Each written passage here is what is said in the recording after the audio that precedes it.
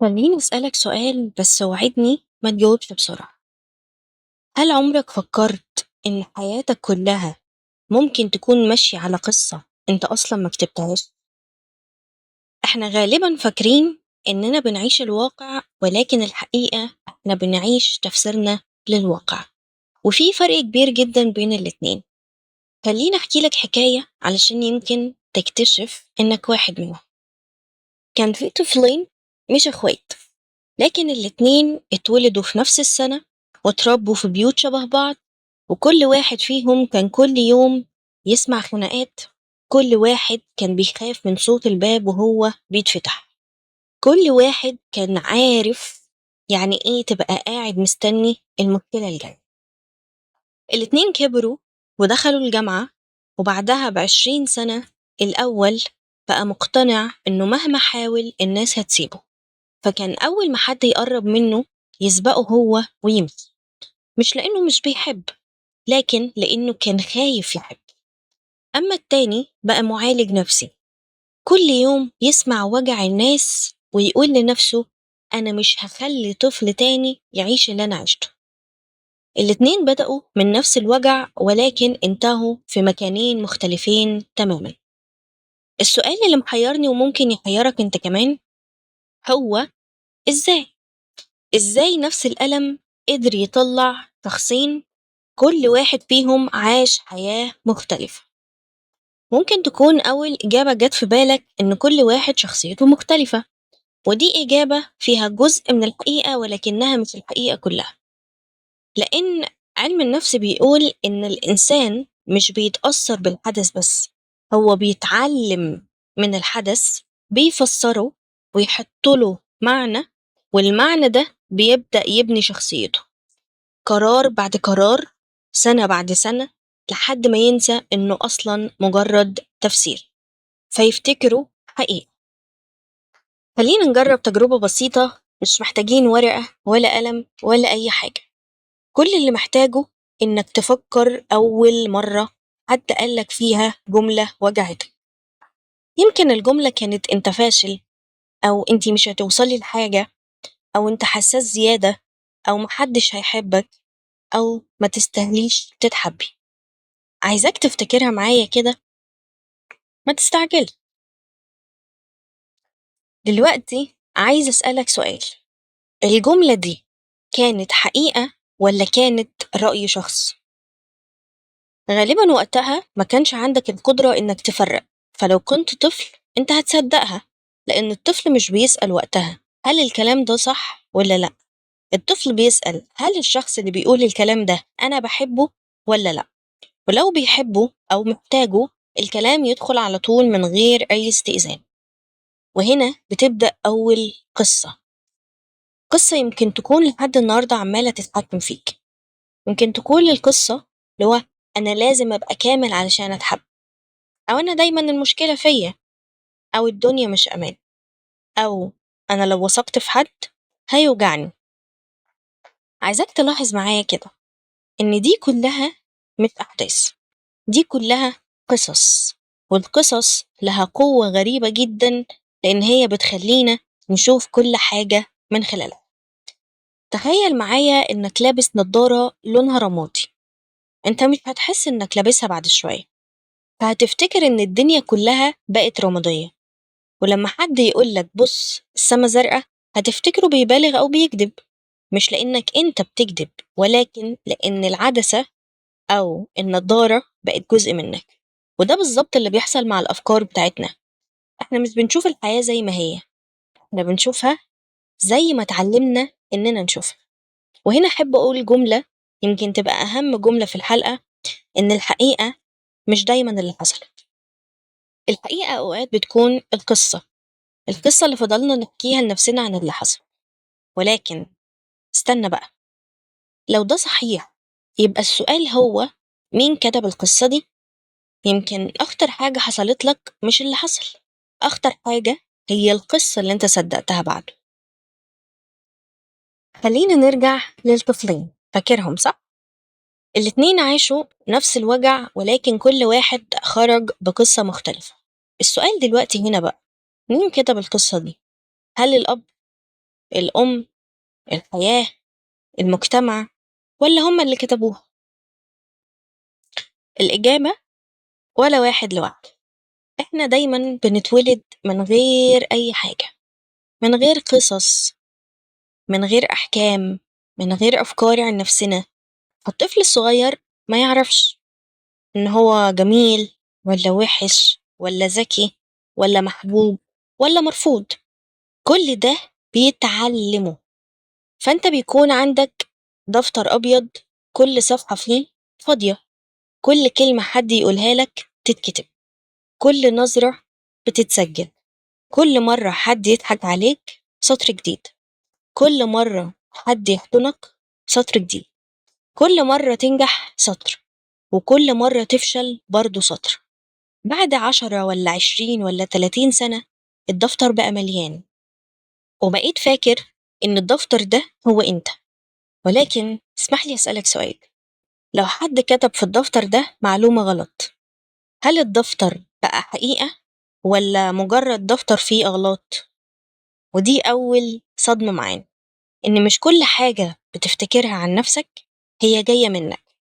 هكررها تاني، مش كل فكرة جاية منك. يمكن فكرة أنا تقيل على الناس مش فكرتك، يمكن كانت جملة اتقالت لك وانت صغير، ويمكن فكرة أنا لازم أرضي الكل مش شخصيتك، يمكن كانت الطريقة الوحيدة اللي كنت بتحافظ بيها على حب الناس. يمكن فكرة أنا فاشل اتولدت من مقارنة واحدة، أو مدرس ما كانش بيعرف يفرق ما بين تقييم الأداء وتقييم الإنسان. فالعقل مش بيسجل الحقيقة، العقل بيسجل التكرار. ودي نقطة خطيرة جدا، لأن التكرار أوقات بيكون أقوى من الحقيقة. تعالوا نعمل تجربة بس اوعى تغش فيها. هقول لك كلمة، وأول حاجة تيجي في دماغك احتفظ بيها. الكلمة هي نفسك. أول وصف جه في بالك لنفسك كان إيه؟ ذكي، طيب، كسول، ممل، فاشل، عنون؟ كانت إيه؟ جاوبت؟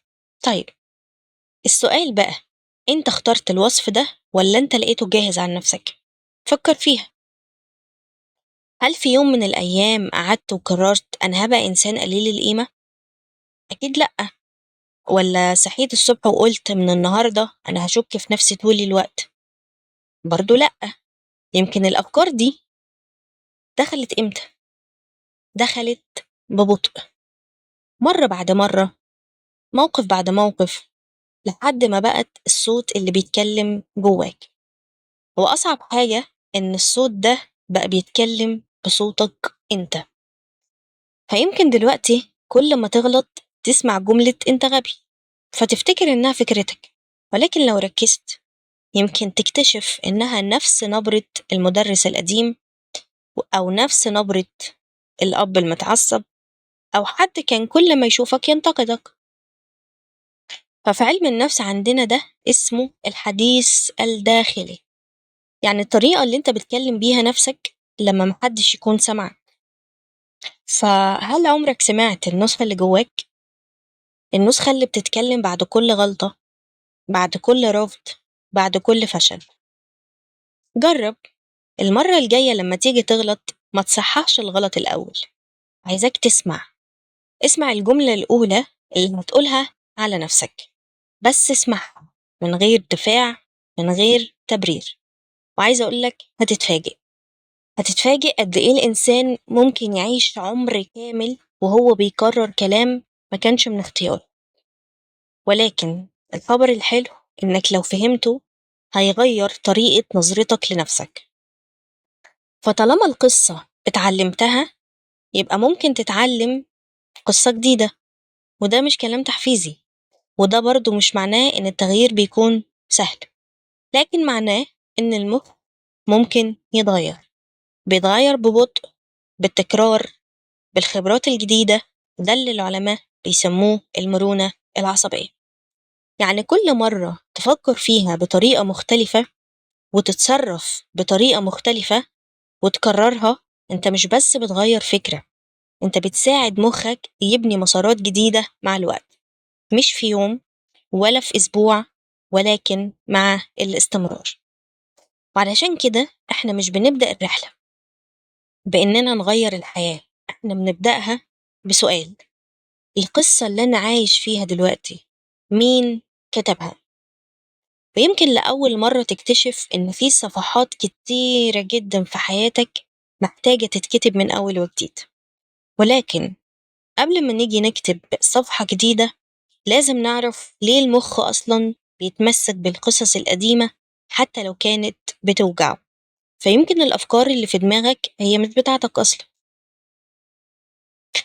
دلوقتي لو كان عندك كوتشي بيضغط على رجلك كل يوم وكل خطوة بتمشيها بتوجعك، هل هتفضل لابسه 10 سنين؟ أكيد لأ. طيب ليه في أفكار بتوجعنا كل يوم ومع ذلك بنفكر بيها سنين؟ يعني إيه اللي يخلي إنسان كل ما يغلط يقول لنفسه أنا فاشل، مع إنه عارف إنه مش فاشل في كل حاجة؟ وإيه اللي يخلي واحدة كل ما حد يجي يتأخر عليها في الرد تقول أكيد زهق مني وهيسيبني، مع إنها عارفة إن الناس بتنشغل عادي في الحياة؟ ليه؟ لأن العقل عنده قاعدة غريبة جدا، إن العقل لا يحب أن يكون على حق، العقل يحب أن يكون متوقعا. استني هشرح. تخيل أنت ماشي في طريق في حفرة، في أول مرة وقعت فيها، تاني مرة هتفتكر مكانها، تالت مرة هتعدي بعيد عنها. بعد شوية مخك رسم خريطة، والخريطة دي بقت تنقذك من إنك تقع في الحفرة مرة تانية. المشكلة إن المخ بيعمل نفس الحاجة مع البشر، فلو اتخذلت مرة يرسم خريطة الناس بتسيب، لو اترفضت مرة يرسم خريطة أنا مرفوض، لو حد زعق في وشك يرسم خريطة إن الصوت العالي خطر. والخريطة دي كانت مفيدة وقتها لأنها حاولت تحميك بكل الطرق، ودي نقطة حلوة جدا. ولكن مش كل فكرة مؤلمة اتكونت علشان تأذيك، كتير من الأفكار اتكون علشان يحميك. ولكن الحماية اللي كانت مناسبة وانت عندك 8 سنين ممكن تبقى سجن بالنسبة لك وانت عندك 30 سنة.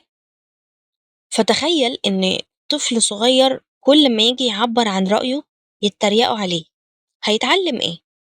هيتعلم ان السكوت أأمن. السكوت وقتها أنقذه، لكن لما يكبر ويبقى في شغله أو جواز أو في علاقاته السكوت نفسه يبقى سبب الألم بتاعه. فيبقى العقل هنا ما كانش غبي، العقل كان بيحاول يحميه لكن معرفش يعمل أبديت للبرنامج. وده يخلينا نسأل سؤال مهم: هل كل برامج العقل بتتحدث تلقائي؟ الإجابة هي لأ. فلو جيت تشتري موبايل جديد هيفضل يطلب منك تحديثات. ليه؟ علشان البرامج القديمة ممكن ما تبقاش مناسبة. طيب احنا آخر مرة حدثنا فيها أفكارنا كانت إمتى؟ يمكن لسه لحد النهاردة بتعيش بفكرة اتكونت وانت في ابتدائي، يمكن لسه بتحكم على نفسك بنفس المعايير اللي حطها لك شخص ما بقاش موجود أصلا في حياتك. وده ياخدنا لتجربة.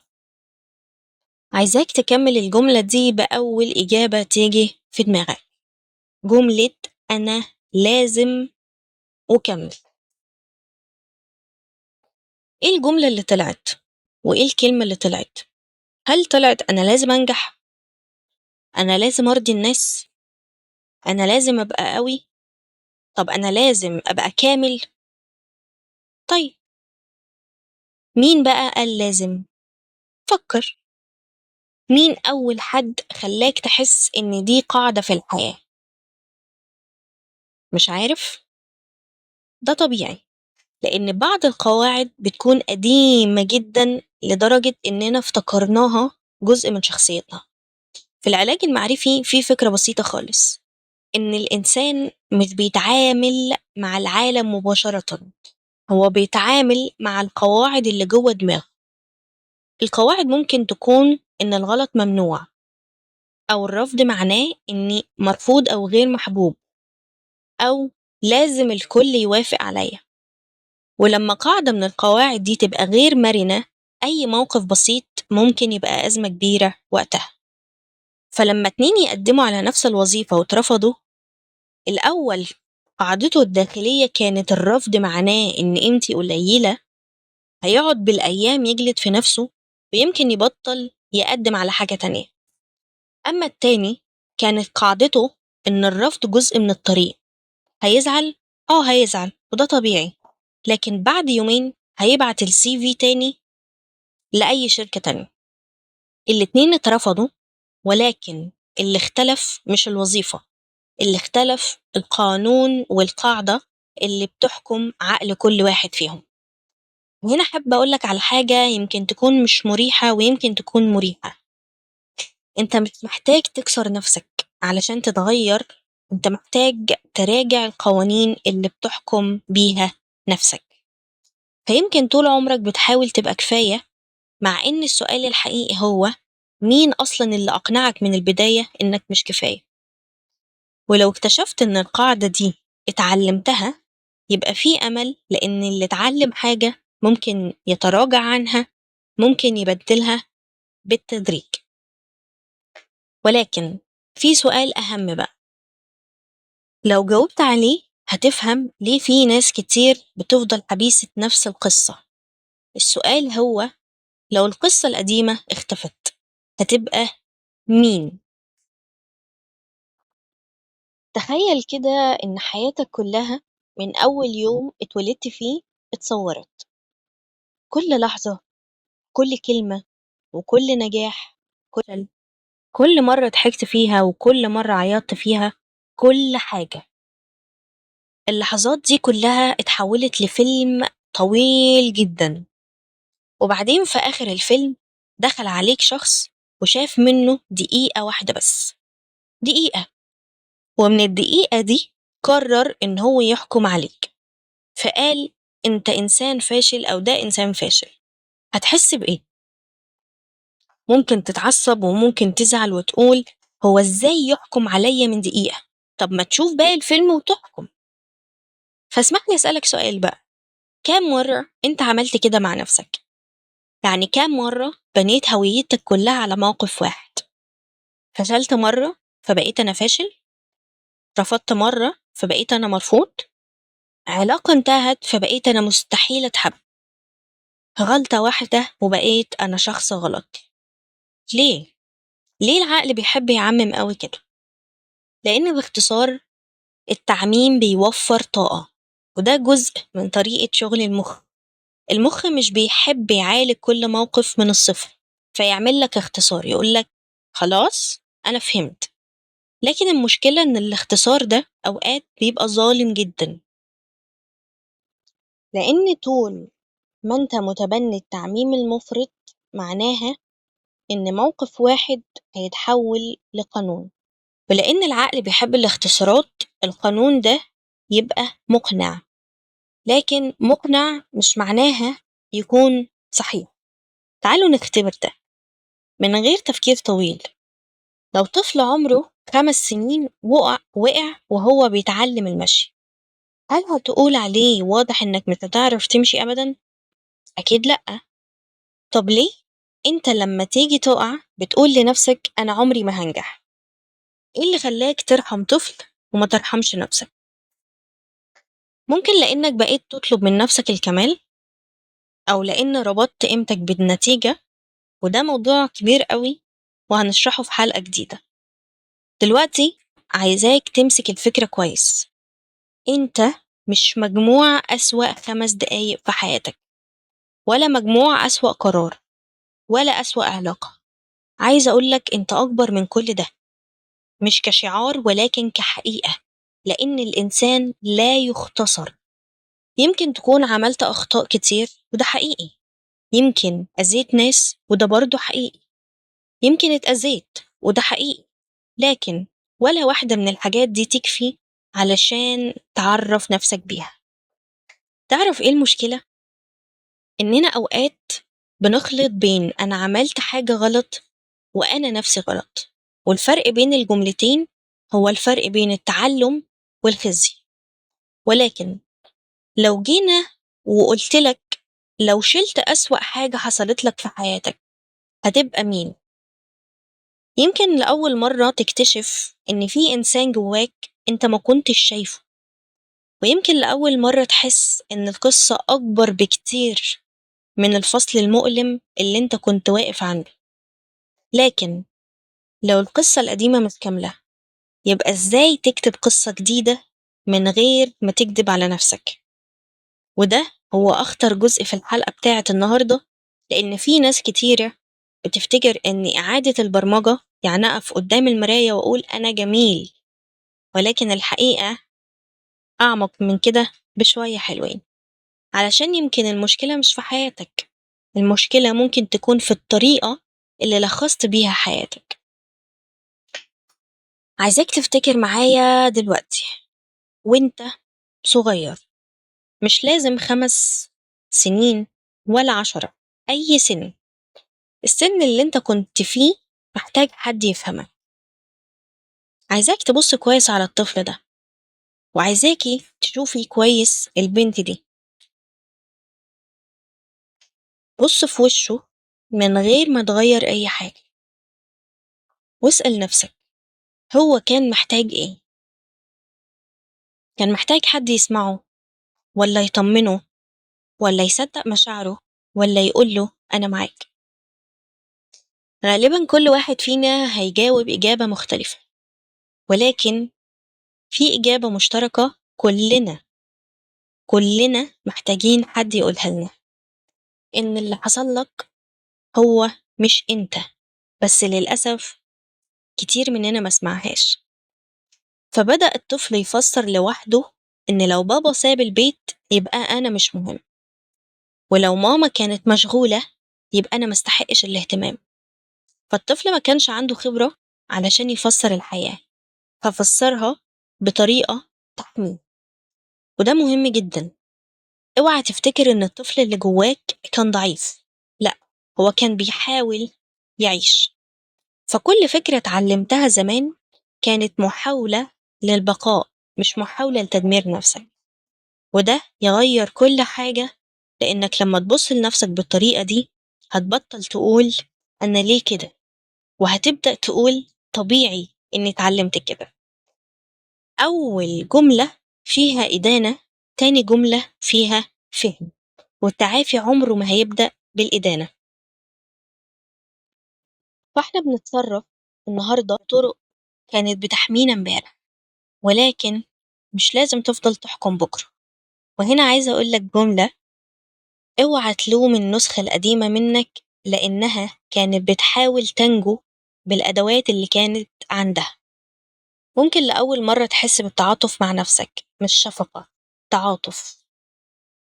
وده الفرق بين إنك تفضل سجين قصتك وبين إنك تبدأ تكتب فصل جديد. فالسؤال هنا: إزاي أكتب قصة جديدة من غير ما أنكر القديمة؟ فده هيكون آخر حاجة في حلقتنا النهاردة. الحقيقة إحنا وصلنا لآخر حلقة النهاردة، ولكن إحنا لسه في أول خطوة.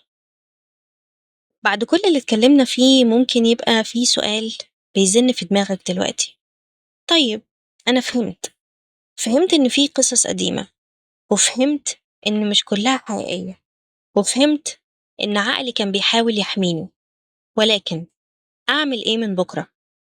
خليني أقولك الأول إيه اللي مش هتعمله من بكرة.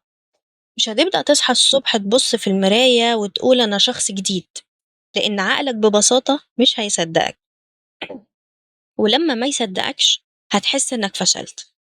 إعادة البرمجة اللي هو أساس أصلا حلقتنا مش إنك تستبدل كذبة بكذبة، ولا إنك تقول لنفسك أنا أقوى إنسان في الدنيا وإنت من جواك حاسس بالعكس. العقل هيقاوم المبالغة، ولكنه بيستجيب للحقيقة. فبدل ما تقول أنا واثق جدا، قول أنا بتعلم أثق في نفسي. بدل ما تقول أنا عمري ما هخاف، قول أنا ممكن أخاف وبرضه أتحرك. بدل ما تقول أنا بتغير أو أنا اتغيرت، قول أنا بدأت أتغير. شايف الفرق؟ الجملة الأولى بتطلب من عقلك إن هو ينط بسرعة، الجملة التانية بتخليه يمشي خطوة خطوة. وزي ما قلنا المخ بيحب الخطوات. فكل مرة بتكرر فكرة وبتتصرف على أساسها، المخ بيقوي المسار العصبي المرتبط بيه، ومع الوقت المسار ده بيبقى أسهل في الاستخدام، وده معناه المرونة العصبية. فتخيل معايا إن قدامك عقل كبير وفيه طريق قديم كل الناس ماشية فيه بقالها سنين. الطريق واسع وسهل، ولكن في طريق جديد لسه محدش مشي فيه، مليان خضرة وعشب، ولكن كل خطوة فيه صعبة. فأول مرة هتمشي فيه هتتعب، تاني مرة هيبقى أسهل شوية، بعد 50 أو 100 مرة بقى الطريق واضح، ولكن بعد سنة الطريق القديم هيبدأ يختفي. المخ بيشتغل بنفس الطريقة، فكل مرة ترجع للقصة القديمة انت بتمشي في الطريق القديم، ولكن كل مرة تختار تفسير أكتر واقعية حتى لو صعب، انت بتشق طريق جديد في حياتك، مش لأنك بتنسى الماضي، ولكن لأنك ما بقتش أسير. فأول تمرين معانا عايزاك من النهاردة ولمدة 7 أيام، ولكن عايزاك تجرب يوم واحد بس، قبل ما تنام اكتب موقف واحد ضايقك النهاردة، وتحت الموقف ده هتكتب 3 جمل بس. أولاً، إيه اللي حصل فعلاً، من غير تفسير، من غير أحكام، من غير فلترة، مجرد وقائع. 2، إيه القصة اللي عقلي قالها، أنا فاشل، أنا مش كفاية، أكيد بيكرهوني، وغيره من الجمل. 3، هل في تفسير تاني للواقع، ما يكونش سوداوي قوي ولا متفائل زيادة، أنا عايزة تفسير عادل. يمكن تقول الشخص كان مشغول، يمكن تقول أنا محتاجة أتعلم مهارة جديدة، يمكن تقول أنا زعلان دلوقتي ولكن ده مش معناه إن قيمتي قلت. في البداية يمكن تحس إن التمرين غريب، وده طبيعي، إنك لأول مرة مش بتصدق أول فكرة هتيجي في دماغك. اوعى تستعجل، إعادة البرمجة مش لحظة، هي علاقة جديدة بينك وبين عقلك. فكل مرة تراجع قصة قديمة بدل ما تهاجم نفسك، انت بتقول للمخ احنا هنراجع المعلومات قبل ما نصدر الحكم، وده في حد ذاته شكل من أشكال النضج النفسي. لو نسيت كل اللي اتقال النهاردة، عايزاك تفتكر جملة واحدة بس: الأحداث تصنع جروحا، لكن القصص هي التي تحدد إذا كانت الجروح دي هتفضل مفتوحة ولا تبدأ تلتئم. وأنا مش بطلب منك إنك تنسى اللي حصل ولا تسامح حد غصب عنك، أنا بطلب منك حاجة واحدة بس: لما تيجي تحكي قصة حياتك سيب مساحة للفصل اللي لسه ما اتكتبش، لأن أخطر حاجة مش إن الإنسان يتألم، أكتر حاجة إنه اقتنع إن الألم هو النهاية. وأنا مؤمنة تماما إنك لو وصلت لحد هنا يبقى جواك جزء صغير حتى لو لسه خايف قرر إنه يعيش بطريقة مختلفة، وده كان بداية كل تغيير حقيقي. فقبل ما تقفل الفيديو عايزاك تعمل حاجة مختلفة، مش عايزاك تكتب أنا استفدت، أنا عايزاك تكتب في الكومنت جملة واحدة بس: القصة اللي قررت أبطل أصدقها هي، واكتبها. حتى لو كانت كلمة اكتبها، لأن أول خطوة في إعادة البرمجة هي إنك تشوف القصة وتسميها. وفي الحلقة الجاية هنجاوب على سؤال، ليه سؤال واحد تقدر تسأله لنفسك ممكن يغير اتجاه حياتك بالكامل، لأن رحلتنا الجاية هتبدأ من جملة كلنا قلناها على الأقل مرة واحدة في حياتنا. يمكن بعد الحلقة دي مش هتفتكر كل مثال ولا كل تجربة ولا كل معلومة، ولكن أتمنى كل مرة عقلك يقولك أنا كده بسبب اللي حصل لي، تقف وتسأل نفسك دي الحقيقة ولا دي مجرد قصة قديمة لسه بحكيها لنفسي. وأشوفك في حلقة جاية.